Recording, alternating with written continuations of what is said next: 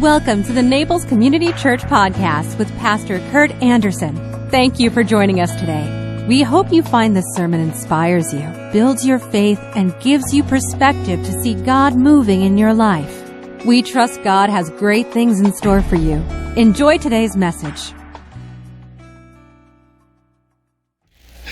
Well, our text this morning is one, and if you haven't noticed, I've been doing sermons that on passages that I've never preached on before and that hardly ever get preached on, and that's because it's summertime.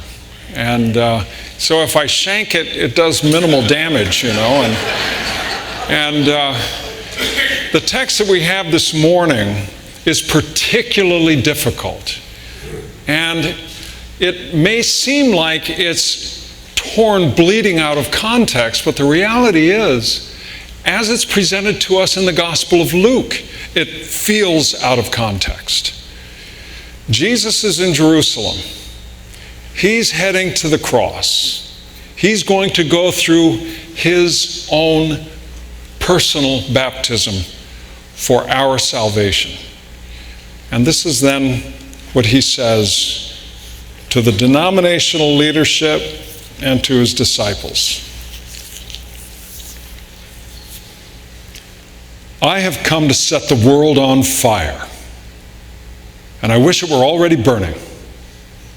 I have a terrible baptism of suffering ahead of me, and I am under a heavy burden until it is accomplished. Do you think that I've come to bring peace on earth? No. I've come to divide people against each other. From now on, families will be split apart, 3 in favor of me and 2 against, 2 in favor and 3 against. Father will be divided against son, and son against father, mother against daughter, and daughter against mother, and mother-in-law against daughter-in-law, and daughter-in-law against mother-in-law. And then Jesus turned to the crowd and said, when you see the clouds beginning to form in the west, you say, here comes a shower. And you're right. When the south wind blows, you say, today will be a scorcher. And it is. You fools. You know how to interpret the weather signs of the earth and sky, but you don't know how to interpret the present times. Why can't you decide for yourselves what is right? And God add his understanding to this hearing of his word. Not quite the sweet Jesus, meek and mild type passage that we are accustomed to. Not a feel-good passage. Not a passage that is easy for us to reconcile with the rest of our understanding of who Jesus is. Lest we reduce Jesus to something that he's not. Lest we reduce him to a wimp. Lest we reduce him to something that is manageable in our own way of thinking. Well, it's getting to be late August, and growing up in Southern California, I always looked for September and October because the Santa Ana winds would start blowing in off the desert. And in Riverside, that meant it would blow out the smog, clear, clean air, and it was wonderful.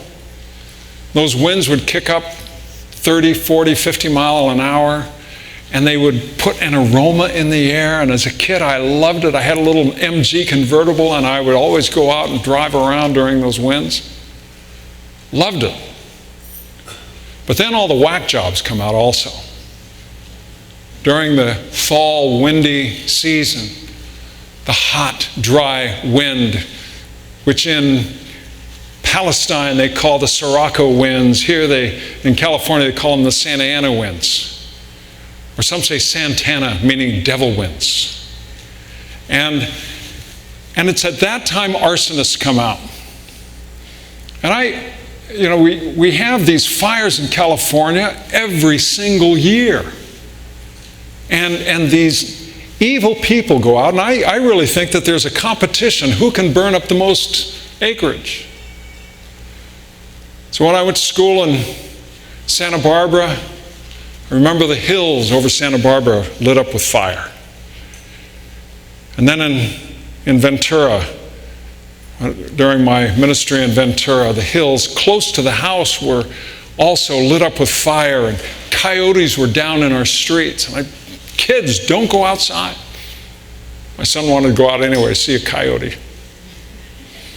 And fire does so much damage. It's so destructive. But Jesus says, I've come to set the world on fire, and I wish it were burning now. What is he speaking of? Not too long ago on my morning walk, I walked down to the west, and then I turn and I walk a long half mile to the east, and there was Venus standing bright in the morning.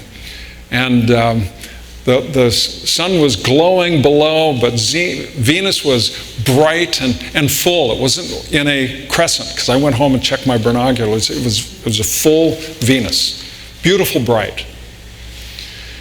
And it reminded me of a Babylonian myth that's captured and repeated in the book of Isaiah. It says, O Halel, which is their name for that star, son of the morning, how are you risen up? How is it you're so bright and so beautiful? How is it that you ascend to the heavens? And oh, how you are cast down. Halel, Hebrew word that is now translated as Lucifer. One of those words for Satan, for the devil. And the way that mythological image went, we have Halel, or Lucifer, rising up, trying to be like God. But then the sun comes up and the true God casts it down. So when enough light is in the sky, of course, Venus disappears and you can't see it again until the next morning. But that became a way of understanding the presence of the devil in this world, the harsh reality of evil in our world. And so God's people, redeemed by the Lord, given a land. Abraham was given a land, and then the people were off in Egypt, and then came back, and they had the Canaanite campaign, and they were hauled off to Babylon, and they had all these hardships. But the people of God at different times had to stand in the presence of the power of this world. So Moses, the stammerer, stutterer, stands before Pharaoh. And he says, let them go. Free them. Esther goes into the household of the king. And God says, for such a time as this, you have to be in the presence. As a little, beautiful little Jewish girl, you got to be with the pagans and make a difference. Nehemiah then goes and stands before Artaxerxes, and he says, let me go. I need to rebuild that wall around Jerusalem. Let me go. So he stands there knowing that the king of Babylon could destroy him in a moment.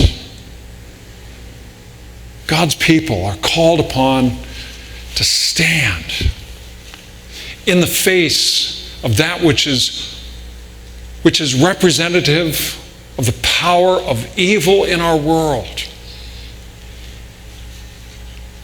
You don't hear me talking like this very much. But Jesus didn't talk like that very much either.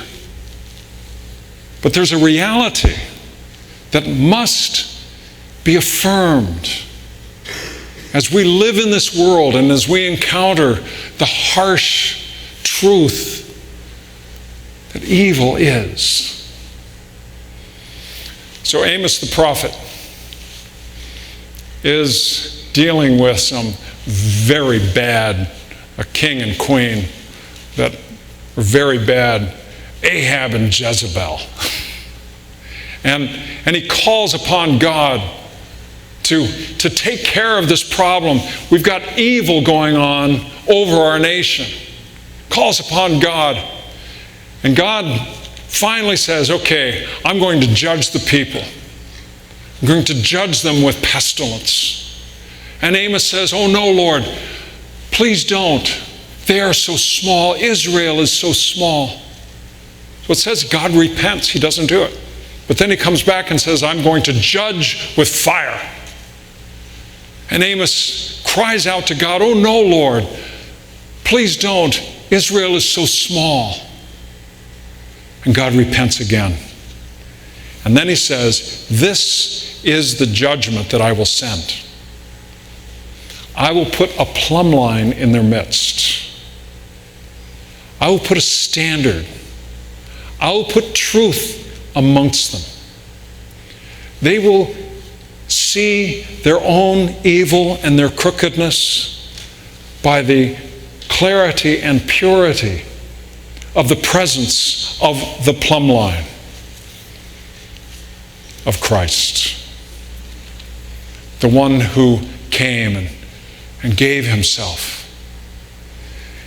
And so it is that God's people, as Jesus is here calling upon them, must stand for truth. Stand on the side that is right.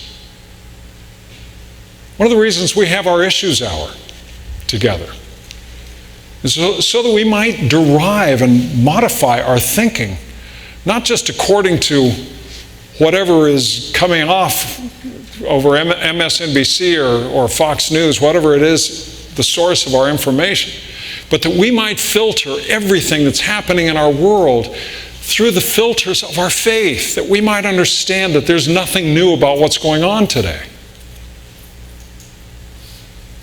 And so the division that Jesus speaks of in this is that if we stand, as sometimes we must stand, in large settings and small settings, for truth, how can it not divide? Remember in high school, so many kids, I was involved in Young Life, and we'd go off to summer camp or winter camp, and kids would have these wonderful, tear-filled conversions. And oh, I loved it. And when I was a youth minister in California, I baptized them in Lake Mears. So wonderful, so fun, until they got home. Some of those kids had parents who wanted nothing to do with church and thought they were religious fanatics because they had come to an articulate, excited moment in which they knew that their Redeemer lived and that Jesus came into their hearts as their Lord and Savior, and that created division in their household. On more than one occasion, I have done some private baptisms for these kids. So if we have a sense of the power of God having come in and standing against the powers of Lucifer, how can there not be division? In the early 30s, 3 pastors, Karl Barth, Dietrich Bonhoeffer, and Martin Niemöller, initiated what was called the Confessing Church. They stood up against the state church of Germany, against the Reformed Church of Germany, because hundreds of pastors, in order to maintain their ministry, were admitting to the reign of Hitler, even to affirming the reality that somehow the Reich was righteous from their pulpits. And so those 3 men stood up and made declaration. Dietrich Bonhoeffer lost his life. Karl Barth and Martin Niemöller lived on. Barth, who was one of the greatest Reformed theologians of the 20th century, and Martin Niemöller, who was one of the great pastors. And even after the fact, he looked back and did some work in his own heart and life, because he looked back and he saw that he himself in his own way was complicit in all of this. that he had some guilt to bear. He's reminded of the fact that there are none of us who are righteous, no, not one. None of us who get out of this with our skin. All of us stand before our God with some conviction. So Niemöller, in a moment of self-reflection, wrote these words that are very familiar to you. First, they, meaning the SS, the Nazis, or whomever, came for the communists. And I did not speak out because I was not a communist. Then they came for the socialists. And I did not speak out because I was not a socialist. Then they came for the trade unionists. And I did not speak out because I was not a trade unionist. Then they came for the Jews. And I did not speak out because I was not a Jew. Then they came for me. And there was no one left to speak out for me. So there are times when we must stand. And it's a hard time. This is what Jesus refers to when he says, I wish that refiner's fire were here now. Now, some interpret this to be the destructive fire, but it's a refiner's fire. It's a fire that purifies rather than destroys. You know how it is if you have to cut something out of your leg or your arm, or take a splinter out of your hand, you take a match and you heat up a needle or a pin to purify it before you dig in there and get that splinter out. Fire destroys, but it also purifies. The fire of which Jesus speaks is the refiner's fire. It's the purifying fire. And that's how we are to view our times of hardship and difficulty. It's the Lord doing what he will to purify us. He doesn't send a destroying fire. And I have to say, I'm always hurt when I hear of people coming and saying about their church, where they were just felt to feel so guilty and so afraid and so concerned about this destroying fire of God. Purifying fire. To what end? God purifies us for what purpose? Why is it we go through these hard times? Why is it that we walk through these exceedingly difficult, frightful moments in our life? I heard a story about a gold miner in San Francisco. And he was using some of his gold to, this may shock you, drink at a bar in San Francisco. And in so doing, he happened to sit next to a guy who was a refiner. So in the gold rush time of California, there were all kinds of gold miners and others who made money off those gold miners, and they would, in this case, he did it by refining. And so they'd had plenty, more than enough. The gold miner commented to the refiner, he says, well, where's your outfit? Where do you work? Because I got some gold, I'd like to get it refined.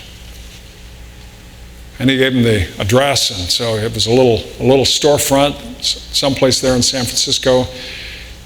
And so he agreed that he would go and see him, and he went and gave him his bag of gold, and the refiner went to work. And then he stopped and poured out the gold into a mold and let it dry. And finally the gold miner asked him, how do you know when it's refined? How do you know when it's ready? He said, when I can see my face in it, then I know it's pure. when the Lord sends his refining fire into our lives and our hearts, when he can see the face of his Son in our lives, then he's done. Then he's ready to let us move on and live this life for him. Will you bow with me in prayer?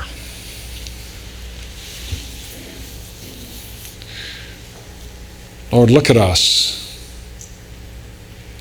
and see your face. See the face of your Son.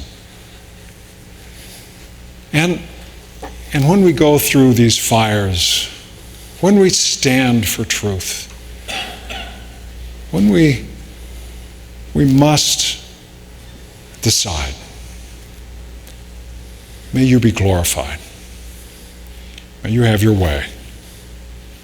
May we be changed according to your will, not our own. We pray in the name of your Son, our Savior, who went through a harsh baptism of fire for us. Amen. If you enjoyed today's podcast, there are a few things you can do. Be sure to subscribe, rate, and review this podcast. For more information, you can visit us online at www.naplescommunitychurch.org. If you happen to be visiting Naples, please drop in for our Sunday service at 10 a.m. We'd love to meet you. Thanks again for joining us. Have a fabulous day.